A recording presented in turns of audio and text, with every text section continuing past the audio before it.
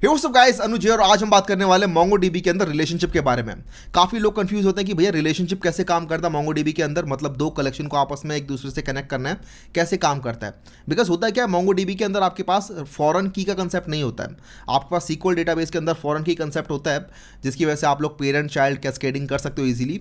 यहाँ पर वो चीज़ पॉसिबल नहीं है, इसी वजह से अलग अलग तरीके से आप लोग रेफरेंसेस डिफाइन करते हो, अलग अलग तरीके से एम्बेडिंग डिफाइन करते हो। कई बार आप लोग हाइब्रिड अप्रोच यूज़ कर रहे होते हो, and that's why students are mostly confused कि कैसे अप्रोच करना चाहिए इसको। तो it all boils down to how you want to define your schema. आपके पास स्कीमा ऑप्टिमाइजेशन, स्कीमा स्केलेबिलिटी को पूरा ध्यान में रखना होता है, और उसके बाद आप लोग स्कीमा डिफाइन कर रहे होते हो। तो let's walk through this blog series here. ये मैंने लिखी हुई है कोडिंग चैनल के ऊपर, इसका आपको लिंक मिल जाएगा डिस्क्रिप्शन बॉक्स में। अभी हम पार्ट 3 पर हैं, which is MongoDB relationship in spring boot. तो हम पूरा समझते हैं कैसे काम करता है ये। तो SQL के अंदर जैसा हमें पता है, SQL के अंदर जॉइंट्स वगैरह होते हैं, आपके पास दो टेबल होती हैं, and you can also have a joint table, और साथ में आपके पास फॉरेन की कंसेप्ट होता है। बट यहाँ पर ऐसा कुछ नहीं होता है। तो आपको कैसे डिफाइन करना है, तो अलग अलग तरीके से हम डिफाइन कर सकते हैं। First approach is very simple, which is called embedding document. Embedding document का मतलब क्या है कि आपके पास कोई इस तरीके से जेसन ऑब्जेक्ट है, सपोज करो आपके पास ऑर्डर ऑब्जेक्ट है, उसके अंदर आपने एड्रेस को इस तरीके से एम्बेड कर दिया इसी के अंदर, ठीक है। तो ऑब्जेक्ट ऑर्डर के अंदर आपने एड्रेस को एम्बेड कर दिया सिंपली, ठीक है। तो इसे हम कहते हैं एम्बेडिंग। तो ये भी काम करता है, इस तरीके से भी आप लोग आगे बढ़ सकते हो। लेकिन एक और तरीका होता है विच इज़ कॉल्ड रेफरेंसिंग, जिसके अंदर सपोज करो आपके पास ऑर्डर के अंदर प्रोडक्ट्स का आपको रेफरेंस लेना है, ठीक है। तो instead of putting all the products directly inside each of the order, आप बस प्रोडक्ट का रेफरेंस बता देते हो, ठीक है। तो अब अलग अलग टाइम पे अलग अलग अप्रोच को हमें यूज़ करना चाहिए। दोनों के प्रोज एंड कॉन्स कैसे काम करते हैं, दोनों की दोनों स्प्रिंग बूट के साथ कैसे काम करती हैं, जरा ये समझ लेते हैं। तो हम पहले स्टार्ट करते हैं एम्बेडिंग डॉक्यूमेंट के साथ, and let's see how it works. Embedding document जैसा हमें समझ में आ रहा है, इसके अंदर हमारे पास एक क्लास होगी, सपोज करो ऑर्डर क्लास है, इसी के अंदर हमने अपना एड्रेस भी इस तरीके से डिफाइन कर दिया है। Alright, so let's see how it works. इसके लिए मैं आऊँगा अपने कोड के अंदर, और ये हमारा कोड है, ये आपको पूरा का पूरा अवेलेबल होगा, और इसके अंदर मैंने अभी फिलहाल यहाँ पर कमिट कर दिया इसको। तो आप चाहो तो इस वाले कमिट पे आ सकते हो और यहाँ से अपना काम स्टार्ट कर सकते हो। For example just come here to the part 1 and check out this part 1, और आप यहाँ से स्टार्ट कर पाओगे, ठीक है। मैं क्या करता हूँ, यहाँ पर ऑर्डर में जाके either I can put a new static class in the order, और I can create a new class, और इसका नाम हम दे देते हैं लेट्स से एड्रेस, ठीक है। आप कुछ भी कर सकते हो, बट इस बार मैं मेक श्योर करूँगा कि जो मेरा एड्रेस है ना, ये एक डॉक्यूमेंट ना बनाऊं, बिकॉज मैं इसे एम्बेड करना चाहता हूँ। मैं इसको एक अलग से डॉक्यूमेंट बना के इसकी एक अलग कलेक्शन नहीं बनाना चाहता। मैं चाहता हूँ एड्रेस तो देखो हर एक ऑर्डर में होता ही है, और ये उसे एक्सेस करना ही होगा। तो मैं इसको एक अलग क्लास बनाऊंगा सिंपल, और यहाँ पर एड्रेस रिलेटेड जो भी कुछ फील्ड्स होंगे, जैसे कि ये सारी फील्ड्स, मैं इनको कॉपी करूँगा और यहाँ पर पेस्ट कर दूँगा। इसको साथ में @डेटा दे देंगे, एंड साथ में @बिल्डर दे देंगे, so that it's easier for us to create an object of the address class, ठीक है। इसके बाद हमें नेक्स्ट काम करना है, ऑर्डर में जाना है, और यहाँ पे सिंपल जैसे आप किसी एक क्लास के अंदर दूसरी क्लास का रेफरेंस करते हैं, बिल्कुल वैसे ही आपको बस करना है प्राइवेट एड्रेस एंड बस ख़त्म। इतना ही करना है और कुछ नहीं करना। यहाँ पर आपको प्राइमरी की, सेकेंडरी की, फॉरेन की वगैरह कुछ देखने की ज़रूरत नहीं है। सिंपल आपने एम्बेड कर दिया है ऑर्डर क्लास के अंदर एड्रेस क्लास को, ठीक है। इसके बाद हम इसको यूज़ कर सकते हैं। For example just come here to the Mongo test and let me just create a new class for this one, and इसका हम नाम रख देते हैं रिलेशनशिप। तो अब यहाँ पे मुझे ऑर्डर क्रिएट करना है, तो सेम टू सेम जैसा मैंने पहले भी किया था, आप ऑर्डर क्रिएट कर सकते हैं इस तरीके से। राइट, ऑर्डर आपने बना लिया, ऑर्डर का पूरा बिल्डर बन के रेडी है, और इस तरीके से आप ऑर्डर इंसर्ट भी कर सकते हैं, that is all fine. But इस बार मुझे एड्रेस भी इसमें डालना होगा, राइट। तो पहले हम ऑर्डर बना लेंगे इस तरीके से, और सपोज करो ऑर्डर के अंदर क्वान्टिटी हो गई 2, और इसके अंदर प्राइस हो गया 100, राइट। बट हमें इसके अंदर एड्रेस भी डिफाइन करना होगा, तो I can just come here and I can do dot address, right. और अब यहाँ पे मैं एक एड्रेस डिफाइन करूँगा, तो I can use the address dot builder method like this. और अब यहाँ पे मैं एड्रेस के अंदर बता सकता हूँ लाइन 1 क्या होगी, तो this is the line 1 address dot city let's say हो गई दिल्ली, डॉट स्टेट हो गया दिल्ली लाइक दिस, राइट। और जिप कोड वगैरह आप कुछ भी यहाँ पर डिफाइन कर सकते हैं। और इस तरीके से हमने अपना एड्रेस का ऑब्जेक्ट बना लिया है, और उसको हमने ऑर्डर के अंदर भी डाल दिया है। और अब हम अगर सेव करेंगे इसे, तो आप देखोगे आपके ऑर्डर के अंदर इस बार एड्रेस भी चला जाएगा, ठीक है। तो just run this and let's see. तो श्योर इनफ हम इंसर्ट कर पाए। यहाँ पर आप देख सकते हैं quantity, total price, status, created at, updated at, and साथ में एड्रेस भी यहाँ पर जा रहा है, राइट। और अब हम आते हैं यहाँ पे, और इफ़ आई हिट रिफ्रेश, तो सबसे लास्ट वाला जो ऑर्डर है इसमें हम देख सकते हैं कि हाँ हमें यहाँ पे एड्रेस भी मिल रहा है, राइट। तो इस तरीके से आप लोग एम्बेड करा पाते हो। एक डॉक्यूमेंट के अंदर आपने दूसरा डॉक्यूमेंट तो नहीं, आपने बेसिकली उसके अंदर एक ऑब्जेक्ट को एम्बेड करा दिया है। तो डॉक्यूमेंट तो एक ही है, इसके अंदर बेसिकली आपने बस एड्रेस को एम्बेड करा दिया है। And this address will only be available for this particular object only. ऐसा नहीं कि आप इसको इस एड्रेस को किसी और ऑब्जेक्ट के अंदर भी यूज़ कर पाओगे, नहीं, ऐसा कुछ नहीं कर सकते, बिकॉज आपने एड्रेस का एक अलग कलेक्शन बना के अलग डॉक्यूमेंट नहीं बनाया है। Address is tightly coupled to this particular object. तो ये सिंपल जेसन ऑब्जेक्ट की तरह काम करता है, and this is called embedding. और इसके अपने प्रोज एंड कॉन्स हैं। आप सोच सकते हो भैया कब मुझे ये एम्बेडिंग यूज़ करनी चाहिए। तो एम्बेडिंग आप यूज़ करते हो जब आपको दिख रहा है 1 to few मैपिंग है आपकी, ठीक है। जैसे कि मुझे दिख रहा है ऑर्डर के अंदर एड्रेस तो हमेशा होगा ही होगा, ठीक है, और जब भी मुझे ऑर्डर चाहिए तो एड्रेस मुझे तभी मिलेगा। तो इस तरीके से आप लोग एम्बेड कर सकते हो इसको।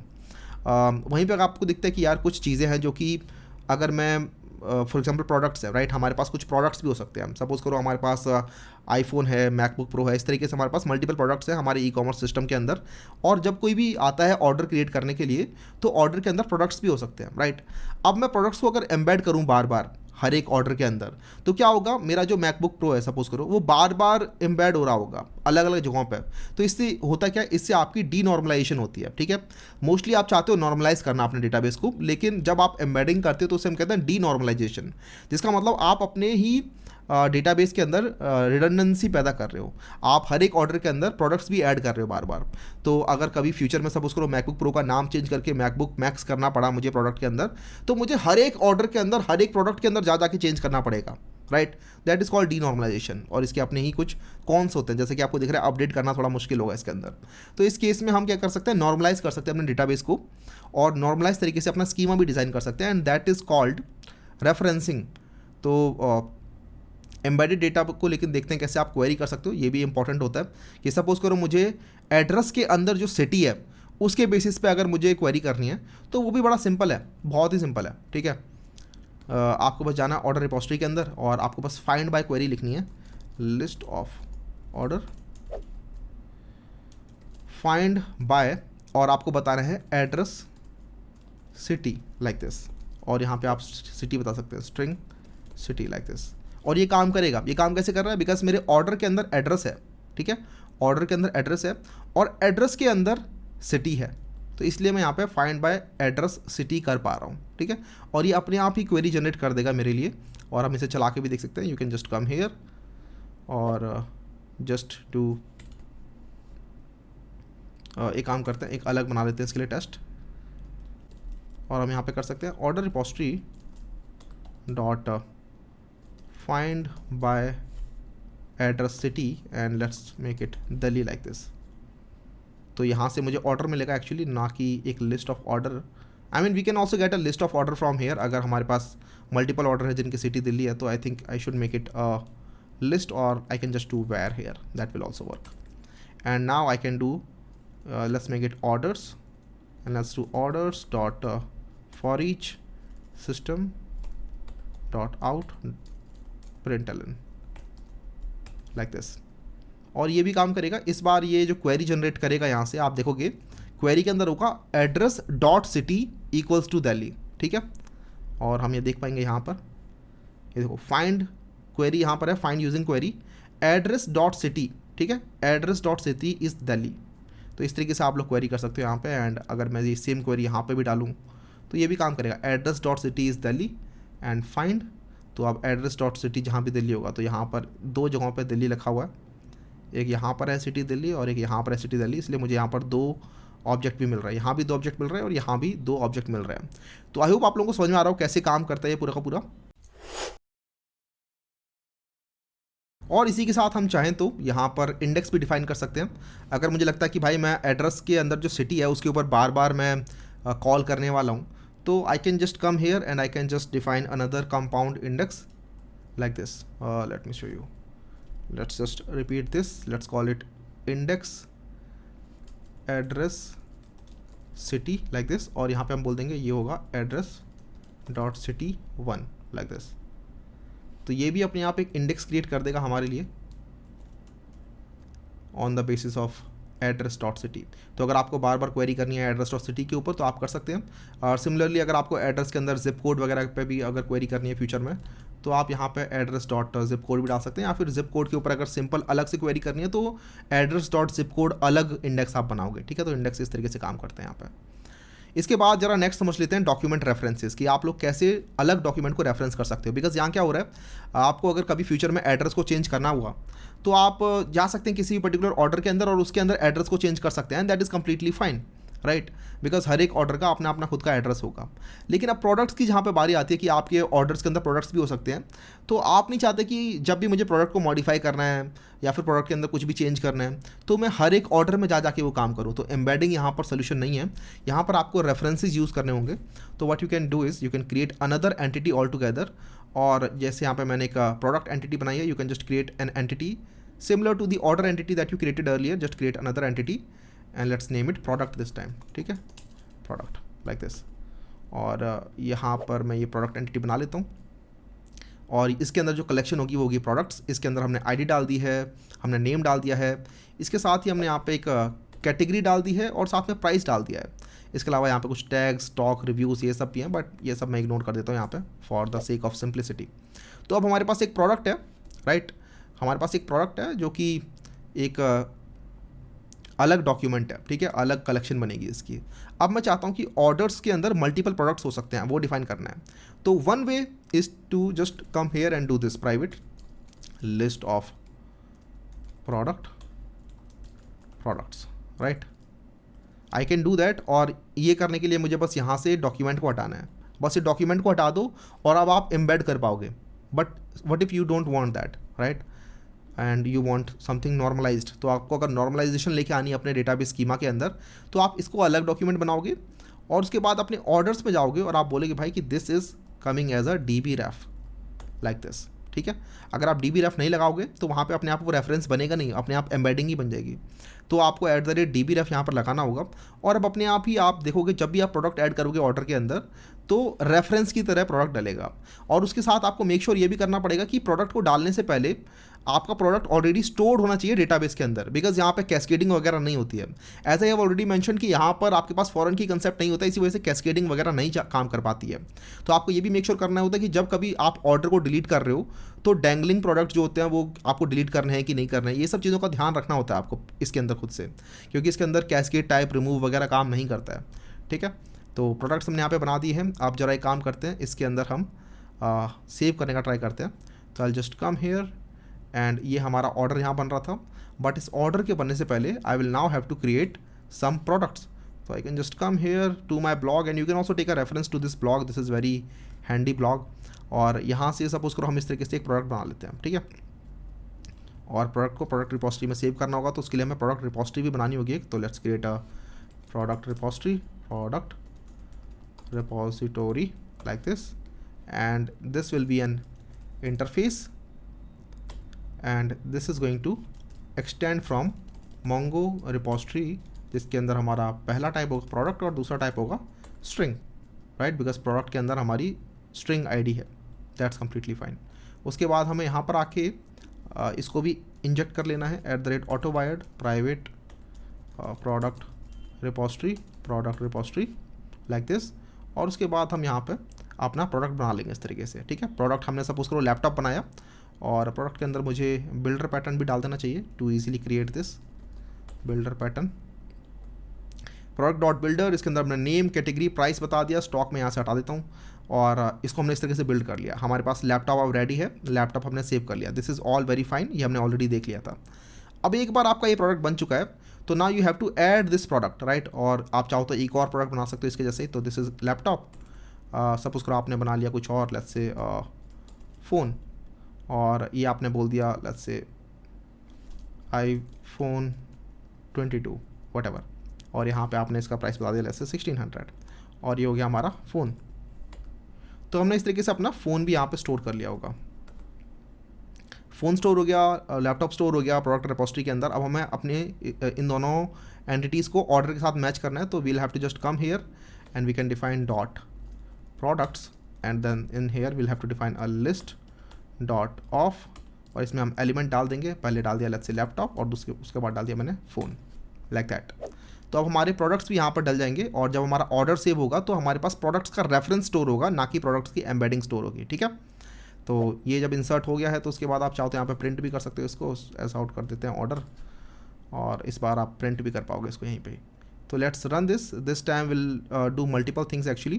पहले हम प्रोडक्ट्स बनाएंगे, 2 प्रोडक्ट्स बनेंगे, उसके बाद ऑर्डर बनेगा, तो 3 क्वेरीज यहाँ पर जनरेट हो रही होंगी और वो तीनों क्वेरीज हमें यहाँ पर भी देखने को मिलेंगी। तो looks like it is done now, let's see. तो पहली क्वेरी थी जिसके अंदर इंसर्ट कर रहे थे हम प्रोडक्ट्स के अंदर, फिर दूसरी क्वेरी में प्रोडक्ट्स इंसर्ट कर रहे थे, तीसरी क्वेरी के अंदर हमने ऑर्डर में इंसर्ट कर दिया और इस बार हमें ये सब कुछ मिल रहा है ऑर्डर में से। आपको दिख रहा होगा यहाँ पे एड्रेस भी मिल रहा है हमें, और साथ में हमें प्रोडक्ट्स एक एरे की तरह मिल रहा है। And let's also check it out inside the compass as well. तो जस्ट फाइंड करना है हमें, और आप देख सकते हैं कि हमारे पास अब प्रोडक्ट्स भी आ रहे हैं और प्रोडक्ट्स के अंदर हमें मिल रहा है डीबी रेफरेंस। डीबी रेफरेंस में क्या लिखा हुआ है कि we are referencing to the products document. आप देख सकते हैं यहाँ पे प्रोडक्ट डॉक्यूमेंट अभी तो नहीं दिख रहा है, लेट मी जस्ट हिट रिफ्रेश। तो अब प्रोडक्ट भी दिख रहा है मैं ना, प्रोडक्ट कलेक्शन, और इसके अंदर 2 प्रोडक्ट्स हमारे डल चुके हैं। तो we are referencing to these products as you can see, और इन प्रोडक्ट्स को हमने रेफरेंस किया हुआ है using their IDs, right. But एक चीज़ आपने नोटिस की होगी कि यहाँ पर जब हम प्रिंट करने गए तो प्रिंट करते टाइम मुझे दोनों प्रोडक्ट्स पूरे दिख रहे हैं प्रिंट करते टाइम, राइट। सिर्फ आईडी नहीं मिल रही मुझे प्रोडक्ट की, गेमिंग लैपटॉप वगैरह क्या मतलब कैटेगरी वगैरह प्राइस वगैरह सब दिख रहा है मुझे। ऐसा क्यों हो रहा है? बिकॉज बाय डिफ़ॉल्ट जो आपका डीबी रेफरेंस होता है ना, इसके अंदर जो फैच होता है, fetch type by default lazy होता है। आई मीन लेजी नहीं होता है, ठीक है, ईगर होता है। Let me show you. DB ref में गए आप देखेंगे लेजी फॉल्स है, इसका मतलब लेजी नहीं है ये। आप चाहो तो इसको लेजी ट्रू कर सकते हो और उस केस में आपको शुरुआत में नहीं मिलेगा ये, ठीक है। बट अगर मैं अभी भी इसको रन करूँगा ना तो भी मुझे मिलेगा। वो क्यों मिलेगा? बिकॉज आपने 2 स्ट्रिंग लगा रखा है यहाँ पे, और 2 स्ट्रिंग लगा रखा है तो इसीलिए प्रोडक्ट्स को फैच कर लिया जाता है और इसी वजह से आपको वहाँ पे प्रिंट होके मिल रहा है वो, है ना, आपको प्रोडक्ट्स दिखाई दे रहे हैं। What you can rather do is just come here and if you don't want to fetch products again you can just print orders dot let's say get status, right. Order का सिर्फ status print करोगे, मतलब आप सिर्फ order लेके आए हो और ऑर्डर का स्टेटस प्रिंट करोगे, तो इस केस में आपको पूरा का पूरा प्रोडक्ट के साथ ऑर्डर नहीं मिलेगा। तो that is something you can do very easily. और अगर कभी फ्यूचर में आपको प्रोडक्ट्स चाहिए तो what you can do is just do order dot gate products. उस केस में अगेन एक क्वेरी जनरेट होगी और उस क्वेरी के थ्रू आपको डेटा मिलेगा, उसके अंदर आपको प्रोडक्ट्स भी मिल जाएंगे, ठीक है। तो अलग क्वेरी के अंदर आपके प्रोडक्ट्स आएंगे। तो ये तो हम सिंपली कर सकते हैं, ठीक है।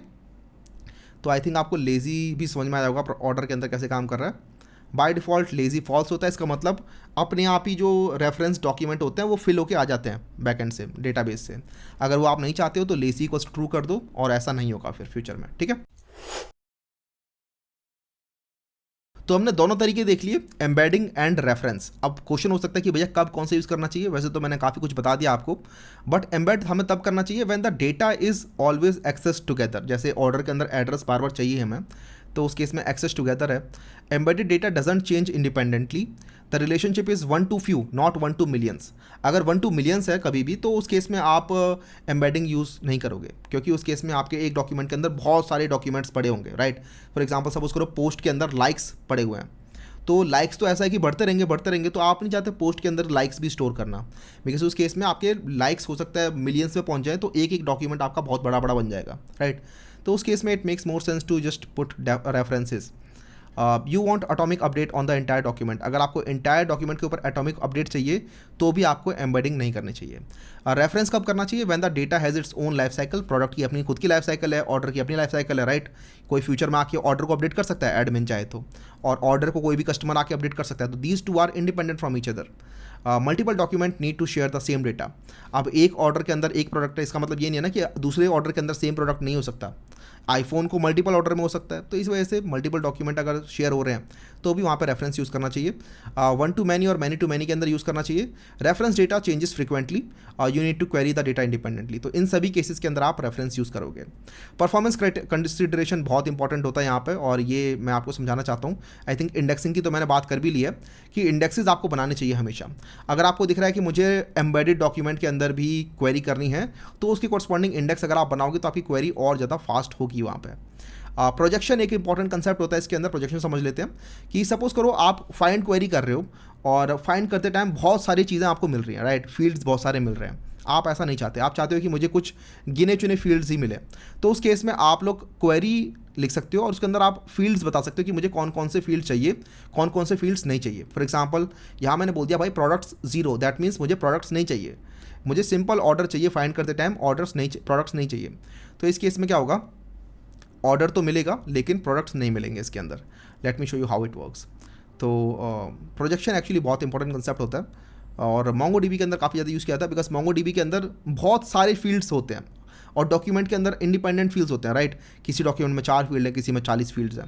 तो आप वहाँ पर क्वेरी करते टाइम कंट्रोल करना चाहते हो कौन कौन से फील्ड्स आ रहे हैं, और ऐसा करते हो तो आपकी क्वेरी भी ऑप्टिमाइज़ होती है, आप कम चीज़ें फैच करके ला रहे होते हो ओवर द इंटरनेट, राइट। तो इस केस में हम क्या कर सकते हैं, हम या तो DTO बना सकते हैं अलग से, या फिर हम सिंपली अपनी जो भी रिपोस्ट्री थी, फॉर एग्जांपल ये मेरी रिपोस्ट्री है और यहाँ पर मैं क्वेरी लिख रहा हूँ इस तरीके से, I am doing order, find order by status and price, right. और इस तरीके से मैंने यहाँ पे अपना लिखा हुआ है। What I can just do is I can write another query actually, list of order, find by city, let's see, और यहाँ पे मैंने डाल दिया स्ट्रिंग सिटी, ठीक है। और उसके बाद मैंने यहाँ पे बोल दिया @query, तो इस बार ये वाली क्वेरी कोई माना जाएगा। और यहाँ पे मैं बोल दूँगा कि जो एड्रेस है उसके अंदर जो सिटी है उसकी वैल्यू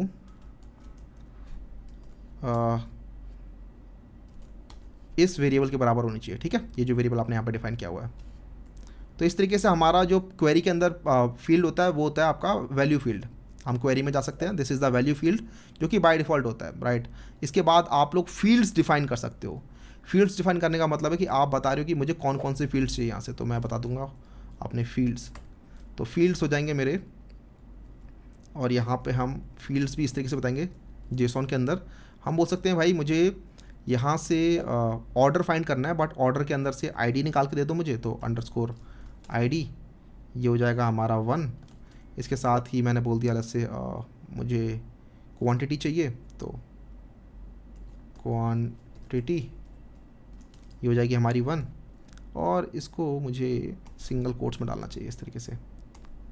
ID चाहिए, क्वांटिटी चाहिए, और कुछ नहीं चाहिए सपोज, ठीक है। तो मुझे ID चाहिए, क्वांटिटी चाहिए, और फाइंड बाय सिटी करते हैं ज़रा अब। तो फाइंड बाय सिटी करेंगे हम अपने इसके अंदर, और फैच कर रहे थे हम पहले भी, अब हम दोबारा फैच करेंगे। इसको मैं कमेंट कर देता हूँ और will do find by city, और सिटी हो गई हमारी दिल्ली। और अभी भी हमें ऑर्डर्स मिलेंगे, लेकिन इस बार आप देखोगे ऑर्डर्स में हमें बहुत सारी चीज़ें नहीं मिलेंगी, राइट। तो let's hit run here, and इस बार हमें सिर्फ सिटी और क्वांटिटी मिलनी चाहिए, बाकी सारे फील्ड्स नल होंगे। तो लेट्स सी, तो आप देख सकते हैं हमें ID मिल गई है, क्वांटिटी मिल गई है, लेकिन total price, status, created at, updated at, address, product, ये सब की सब वैल्यूज़ नल है। तो एक्चुअली हुआ क्या, आपकी क्वेरीज ही चेंज हो गई हैं। आप देखोगे क्वेरी के अंदर, आपकी क्वेरी के अंदर एड्रेस सिटी है विच इज़ दिल्ली, और साथ में आपने फील्ड भी डिफाइन किया हुआ है। फील्ड में आप देख सकते हो आप सिर्फ ID मंगा रहे हो और क्वांटिटी मंगा रहे हो।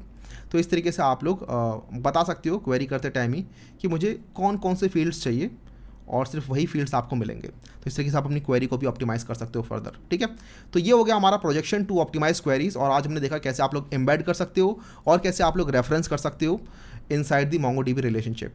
अब हम आगे देखेंगे सबसे important concept which is using criteria builder to optimize your queries further, ठीक है। तो मैं मिलता हूँ आप लोग नेक्स्ट क्लास में। वीडियो अगर आपको पसंद आए तो डेफिनेटली कर दो like, and I will see you the next one. Bye bye.